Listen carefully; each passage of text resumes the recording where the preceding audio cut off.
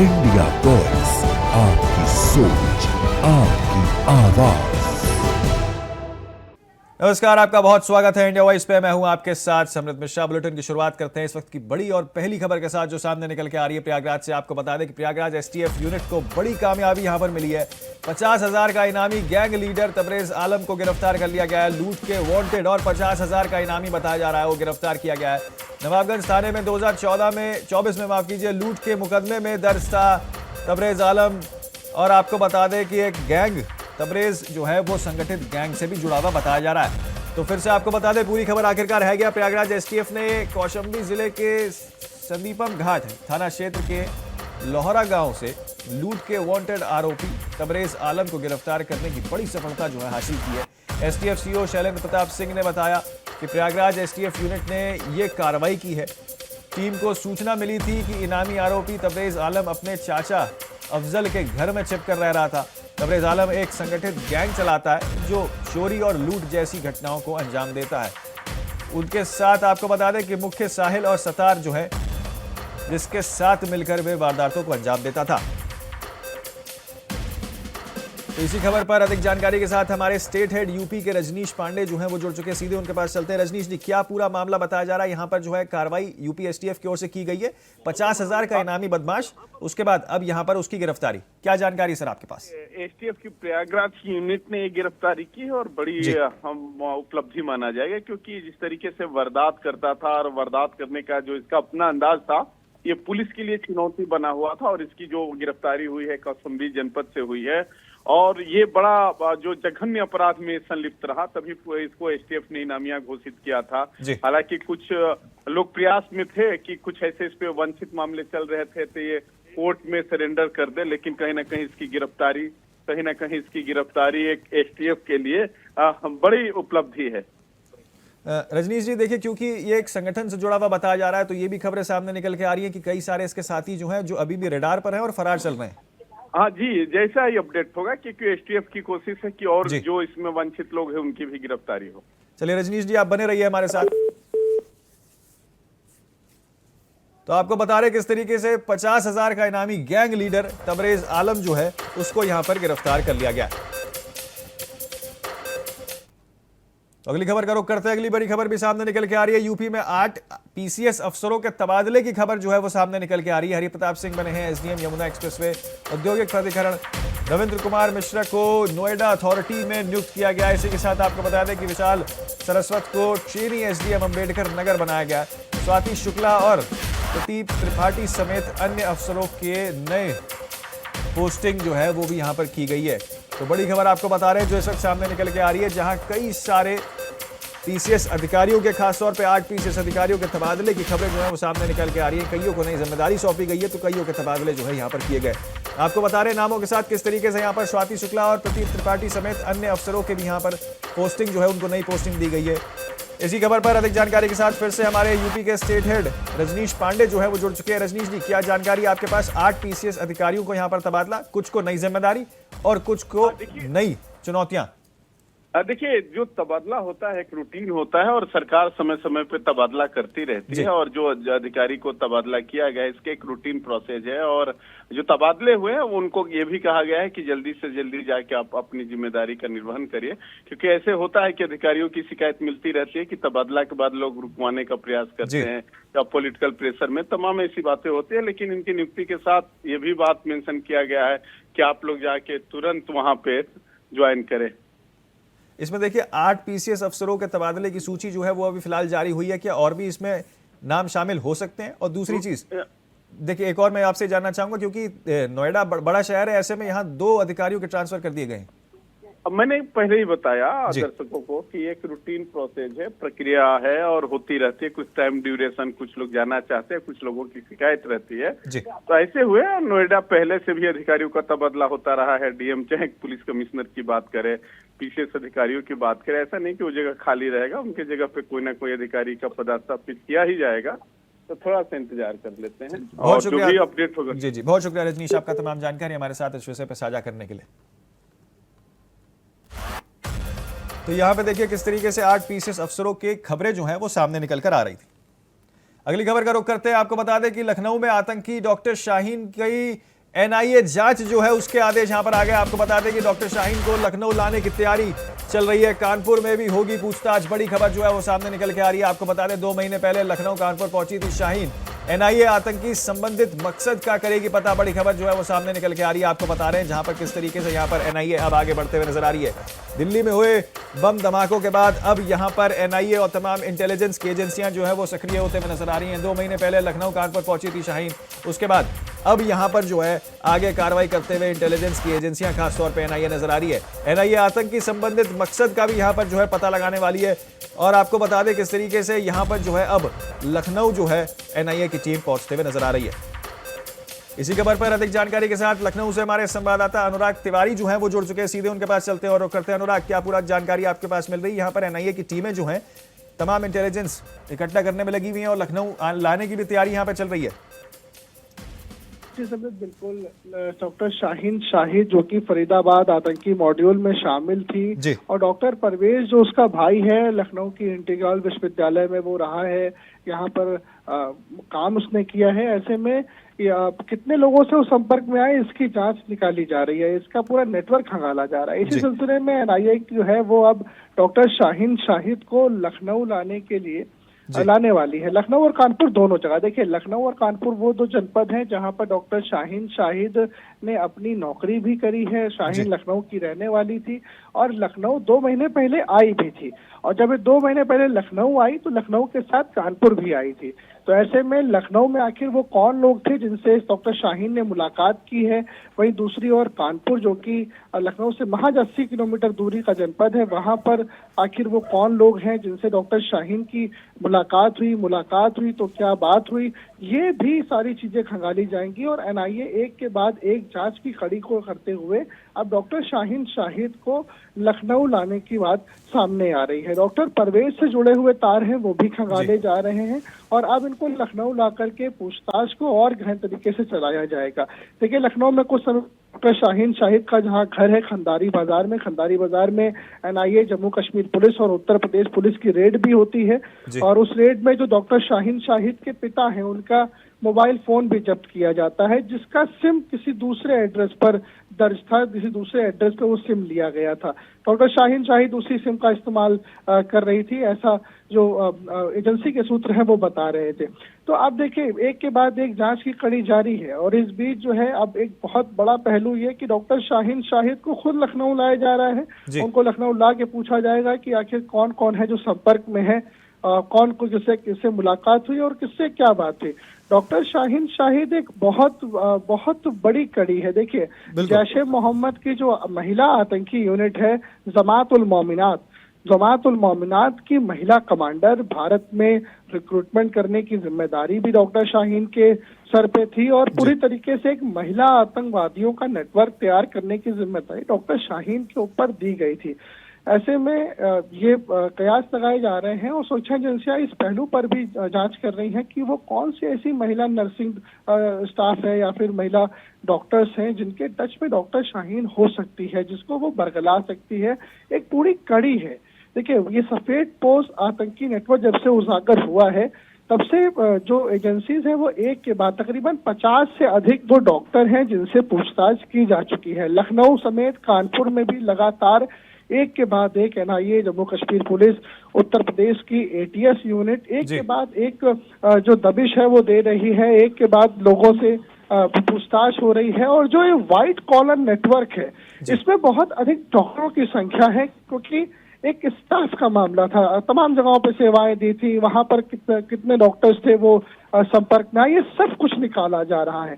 मैं डॉक्टर परवेज की बात करता हूँ। डॉक्टर शाहीन हिट विश्वविद्यालय वो बताते परवेज का पेशेंट्स को देखने से ज्यादा लोगों से बात करने में रहता था, स्टूडेंट्स को पढ़ाने में रहता था। तो क्या मकसद था कि वो पेशेंट्स को कम देखता था और ज्यादातर कम्युनिकेट करता था जो वहाँ के मेडिकल के छात्र थे उनसे? कहीं ऐसा तो नहीं कि वो वहाँ से भी मेडिकल के छात्रों को आतंकवाद की तरफ लाना चाहता हो, नई रिक्रूटमेंट करना चाहता हो? और डॉक्टर परवेज को लेके बात निकल के आई कि डॉक्टर शाहीन शाहिद के ही इशारे पर वो काम करता था।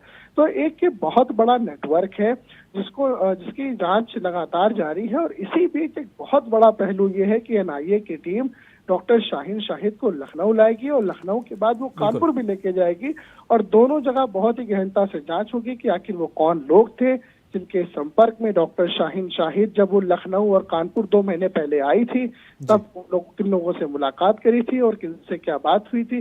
कहीं ऐसा तो नहीं कि यहाँ पर जो OGW का नेटवर्क है वो सेटअप किया जा रहा हो, या स्लीपर सेल का नेटवर्क सेटअप किया जा रहा हो, या फिर ऐसा तो नहीं कि कहीं जो लोग एरिया वाइज कमांडर हैं उनकी नियुक्ति की गई हो। जो भी है, देखिए वो इस एनआईए की जांच के बाद निकल के आएगा, लेकिन जांच जो है वो बड़े स्तर पे जारी है। जम्मू कश्मीर पुलिस की यूनिट, ATS की यूनिट और एनआईए, सभी जांच एजेंसियां अब लगातार जांच के बोर्ड में, इसी कड़ी में पहलू ये को अब लखनऊ लाया जाएगा और कानपुर भी लाया जाएगा और वहां पर भी पूछताछ की जाएगी।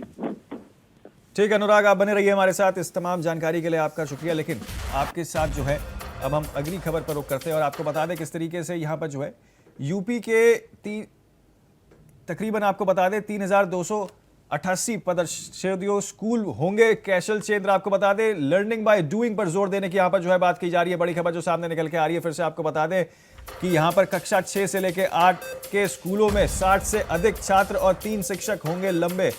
लैब में यहाँ पर जो आपको बता दें कृषि, बागवानी, स्वास्थ्य पर मिलेगा प्रशिक्षण।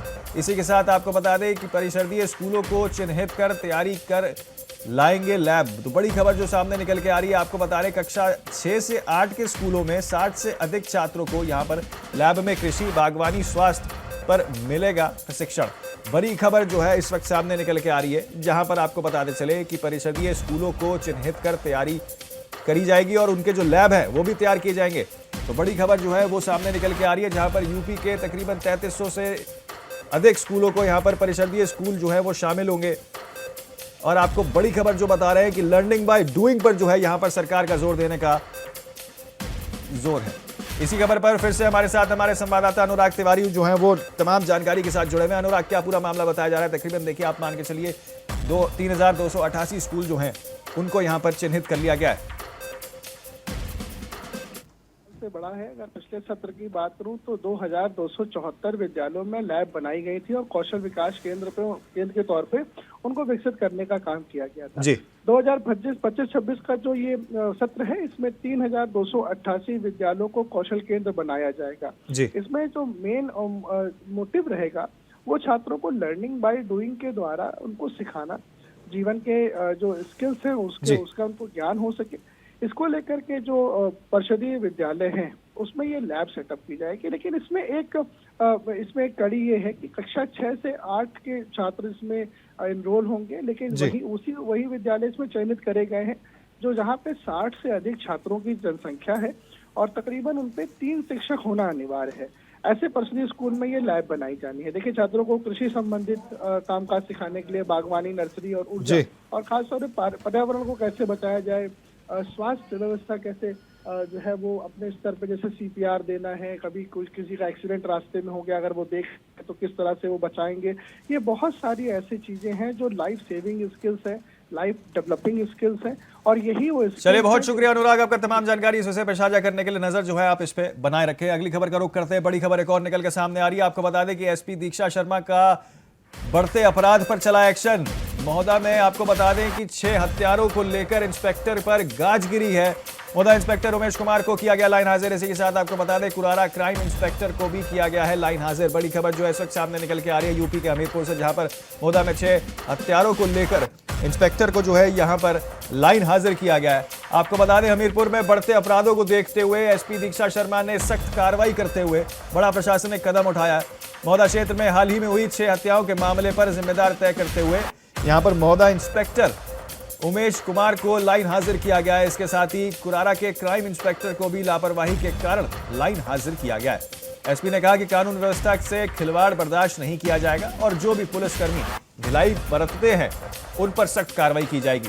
जिले में अपराध नियंत्रण को लेकर अब बड़ी निगरानी शुरू कर दी गई है, जिसके बाद अब यहां पर जो है सख्ती से कदम यहां पर पुलिस प्रशासन की ओर से उठाए जा रहे हैं। तो फिर से आपको बता दें कि यहां पर जो है मौदा इंस्पेक्टर के साथ साथ क्राइम इंस्पेक्टर पर भी जो है गाज गिरी है। इसी खबर पर अभी जानकारी के साथ हमारे संवाददाता हमीरपुर से फोन लाइन पर जुड़ चुके हैं रुपेश, सीधे उनके पास चलते हैं। रुपेश, क्या पूरा मामला है? यहाँ पर जो है कुरारा क्राइम इंस्पेक्टर के साथ साथ जो उमेश कुमार हैं उनको भी यहाँ पर लाइन हाजिर किया गया, लापरवाही का मामला बताया जा रहा है, 6 हत्याओं से जुड़ा हुआ पूरा मामला। रुपेश, आपको आवाज आ रही है मेरी? जी जी जी जी जी। देखिए, मेरा सवाल आपसे यही है कि देखिए यहाँ पर जो है लाइन हाजिर अब जो है कर दिया गया है, कहीं ना कहीं गाज जो है वो अब इंस्पेक्टर लेवल के कर्मियों के ऊपर गिरती हुई नजर आ रही है पुलिस प्रशासन की ओर से, आला अधिकारियों की ओर से। देखिए, मैं आपको बता दूं, अभी मौदा में हाल ही में 6 हत्याओं का मामला था, जिसको लेकर पुलिस एक्शन पे थी और दीक्षा शर्मा का सख्त निर्देश था कि जो अपराधी उनको जल्द से जल्द गिरफ्तार किया जाए। इसके बाद भी जो इंस्पेक्टर वहाँ मौजूद थे और क्राइम इंस्पेक्टर, जैसे मैं कुरारा की बात करूं, उनके ऊपर भी गाज गिरी है। लेकिन अभी कुछ दिन पहले एक महिला की निर्वस्त्र पड़ी हुई मिली थी मौदा के हाईवे किनारे, और इसके बाद वो जो महिला थी उस पे महोबा के SI शामिल थे, उनको गिरफ्तार कर जेल भेजा गया था। इसके बाद 6 हत्याओं को लेकर SP दीक्षा शर्मा ने बड़ी कार्रवाई कल की है। तो जिसको लेकर कुरारा क्राइम इंस्पेक्टर उनके ऊपर भी गाज गिरी हुई है। देखिए, अब किस तरीके की कार्रवाई यहाँ पर करी गई है, अगर उसकी जानकारी आप थोड़ी हमें बता दें, और आगे क्या और भी, क्योंकि देखिए 6 हत्याओं का मामला बताया जा रहा है, तो क्या और भी इसमें कुछ और इंस्पेक्टर हैं जो रेडार पर हैं प्रशासन के? जी, मैं आपको बताऊं, पवन कुमार पटेल जो प्रभारी निरीक्षक जलालपुर रहे हैं, उनको सदर कोतवाली दी गई है, और संतोष कुमार है जो तो चिकासी से उनको प्रभारी निरीक्षक मौदाहा बनाया गया। जो मौदाहा में तैनात थे आपके उमेश कुमार सिंह, उनको लाइन हाजिर किया गया। जो 6 हत्याएं थी उनका खुलासा जल्द न होने के कारण दीक्षा शर्मा का सख्त निर्देश था कि 24 घंटे में खुलासा किया जाए। इसके बावजूद जब नहीं हुआ तो उन्होंने लाइन हाजिर किया। इसके बाद जो वहाँ पर अभी इंस्पेक्टर तैनात किए गए हैं और जो हत्याओं का भी नहीं खुलासा हो पा रहे उसको जल्द जल्द खुलासा करने की बात कही जा रही है। तो रुपेश, क्योंकि यहाँ पर देखिए 6 हत्याओं के खुलासे करने की बात पुलिस प्रशासन और आला अधिकारी तमाम बार कर रहे हैं, तो ऐसे में क्या कोई एक विशेष टीम या कोई SIT गठित करने की भी बात सामने निकल के आ रही है? जी, मैं आपको बता दूं, इस पर टीमें गठित भी कर दी जा चुकी हैं और जो टीमें हैं वो दबिश भी दे रही हैं, और जो हत्यारे हैं जल्द जो अभी हत्याएं हुई थी, एक हत्या का तो खुलासा हो चुका है जो अभी निर्वस्त्र महिला की मिली हुई थी, और जो अभी और 2-3 घटनाएं उसका ही जल्द खुलासा होगा। चलिए, बहुत शुक्रिया रुपेश आपका तमाम जानकारी हमारे साथ इस विषय पर साझा करने के लिए। नजर जो है आप अपनी इस पूरी खबर पर बनाए रखें। तो आपको बता दें किस तरीके से यहाँ पर जो है SP दीक्षा शर्मा द्वारा कड़े कदम उठाते हुए यहाँ पर इंस्पेक्टर को लाइन हाजिर किया गया। कुरारा क्राइम इंस्पेक्टर को भी यहाँ पर जो है लाइन हाजिर उनकी ओर से किया गया। इसी के साथ आपको बता दें कि SP दीक्षा शर्मा जो है यहाँ पर अब सख्ती से कार्रवाई करते हुए नजर आ रही हैं, और कुछ अधिकारियों के यहाँ पर ट्रांसफर तो कुछ को लाइन हाजिर किया गया। SP दीक्षा शर्मा का यहाँ पर बड़ा एक्शन जो है वो देखने को मिला है, जिसकी खबर हम आपको बता रहे थे, जहां पर आपको फिर से एक बार बताते चले किस तरीके से SP दीक्षा शर्मा का बढ़ते अपराधों के चलते यहां पर एक्शन देखने को मिला है।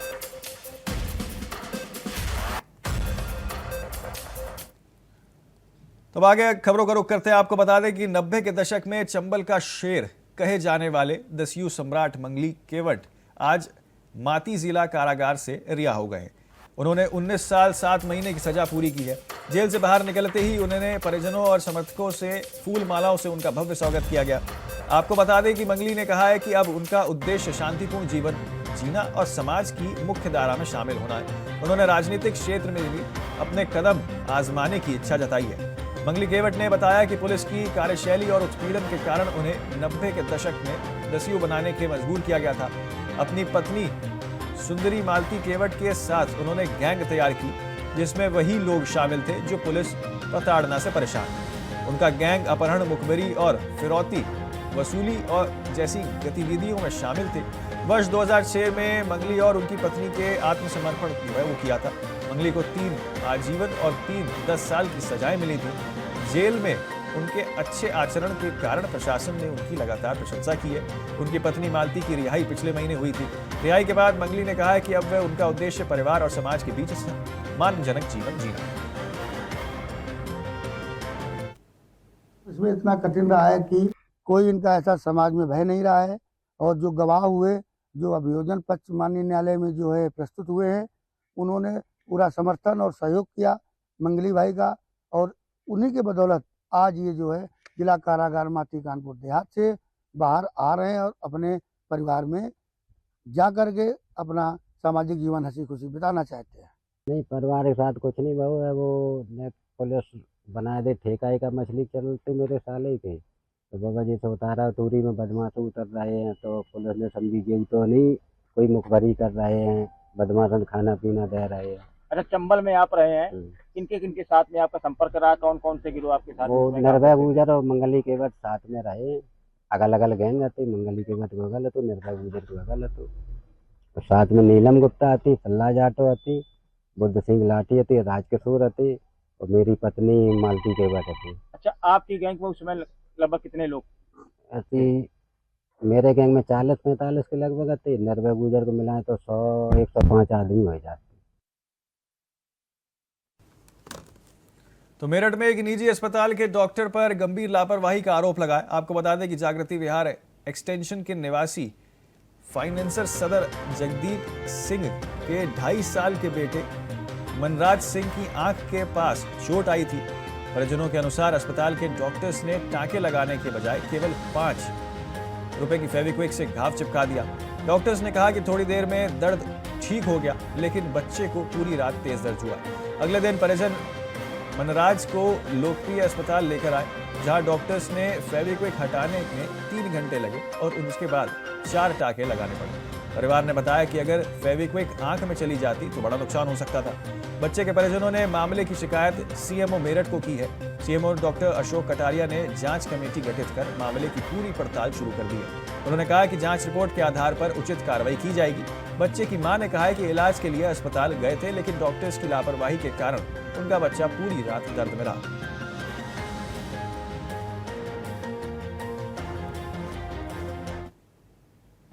वहाँ पे उन्होंने मेरे हस्बैंड से जो फेविक्विक हम घर पे यूज करते हैं, उन्होंने वो मंगवाई और हमारे सामने उन्होंने इसकी चोट पे बिना कट साफ किए तो उन्होंने इसको फेविक्विक लगा दी थी। अच्छा, फिर टेटनस वगैरह का कुछ नहीं लगाया। हमने कहा था कि इंजेक्शन लगा दो, तो उन्होंने बोला कि नहीं जरूरत नहीं है, सुबह लगवा लेना। तो हमने कहा कि इसकी ड्रेसिंग कर दो, तो उन्होंने कहा कि नहीं, बच्चा ज्यादा रोएगा तो और दिक्कत होगी, कि इसकी ड्रेसिंग मत करवाओ आप। फिर हम उससे उसी टाइम दूसरे क्लिनिक पे लेके गए, तो उन्होंने भी इनफैक्ट हमें बोला कि फेविक्विक ऐसे कैसे कोई लगा सकता है, बट उन्होंने एक पट्टी तो कर दी थी कि ये हाथ ना मारे कम से कम। फिर हम नेक्स्ट मॉर्निंग इसको 7-7:30 बजे लोकप्रिय लेके गए, तो वहाँ डॉक्टर ने देखा और इसके जो कट था उसे दोबारा ओपन करके इसकी फेविक्विक सारी निकाली। 2-3 घंटे लग गए थे और फिर इसको 4-5 स्टिचेस लगे चोट पे। तो उसमें से कुछ निकला? इसके जो घाव था उसमें आपने फेविक्विक के पीसेस निकले थे, जब सूख जाते थे वो निकले थे। उसके बाद भाग्यश्री हॉस्पिटल की आपने कोई कंप्लेंट या वहाँ गए आप? भाग्यश्री हॉस्पिटल मेरे हस्बैंड गए थे। जब उन्होंने वहां जाके उन सबको सुनाया तो उन्होंने आगे जवाब दिया कि हमसे बहस करने की जरूरत नहीं है, और फिर हस्बैंड ने सीएमओ ऑफिस में कंप्लेंट कर दी, एप्लीकेशन दे दी है। इस संज्ञान में आया है। कल वो लिखित में भी सूचना दे गए थे कि ऐसे ऐसे बच्चे को चेहरे पे चोट लगी थी, जिसको ऐसे ऐसे फेविक्विक से चिपका के इलाज किया गया, जो बाद में उसको थोड़ा सा गंभीरता घाव में आई, जिसकी वजह से उन्होंने किसी दूसरे हॉस्पिटल में इलाज कराया। तो वो प्रार्थना पत्र मिल गया है, उस पर हम लोग एक 2 सदस्य टीम गठित करके जांच करवाएंगे और जांच में जैसे भी आएगा जांच के हिसाब से आगे कार्रवाई की जाएगी। मुंडाली पुलिस और स्वाट टीम ने बहुचर्चित सरताज हत्याकांड का पर्दाफाश कर दिया है। जांच में सामने आया है कि जमीन सौदे के 37.50 लाख रुपए लेकर सरताज ने आरोपी उपेंद्र को कोई हिस्सा नहीं दिया था। इसी रंजिश के चलते उसकी हत्या की योजना बनाई गई थी। पुलिस मुठभेड़ में 4 आरोपियों को दबोचने में सफलता मिली है। इनके कब्जे से हत्या में प्रयुक्त तमंचा और बाइक बरामद की गई है। जांच में यह भी पता चला है कि जुल्फे के खिलाफ 53 और राहुल के खिलाफ तकरीबन 24 आपराधिक मुकदमे दर्ज थे, जो उनकी आपराधिक पृष्ठभूमि को दर्शाता है। एसपी देहात अभिजीत कुमार ने बताया कि सरताज की हत्या 5 अक्टूबर को हुई थी। आरोपी उसे गोली मारने के बाद शव को सिंभावली हारपुर के जंगल में फेंककर फरार हो गए थे। इस मामले में पहले ही रोहिल समेत 9 लोगों के खिलाफ केस दर्ज कर लिए गए थे। 4 आरोपियों की गिरफ्तारी के बाद पुलिस अब शेष गिरोह के सदस्यों की तलाश में लगातार दबिश दे रही है। अपराधियों का दावा है कि जल्द ही पूरे गिरोह का नेटवर्क उजागर किया जाएगा। हत्या की वजह जमीन सौदा और पैसे ना मिलने की रंजिश सामने बताई जा रही है।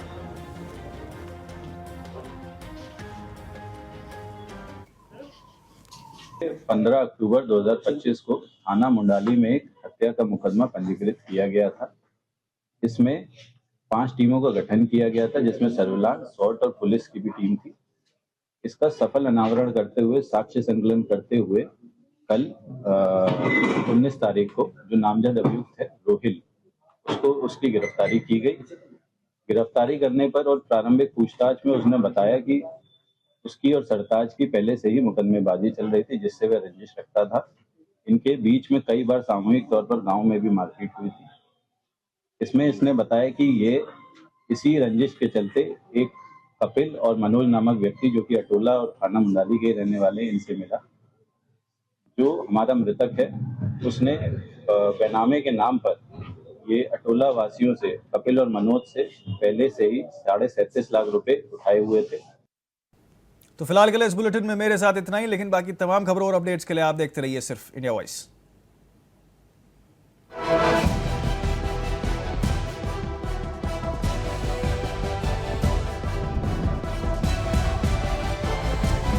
इंडिया वॉइस, आपकी सोच, आपकी आवाज।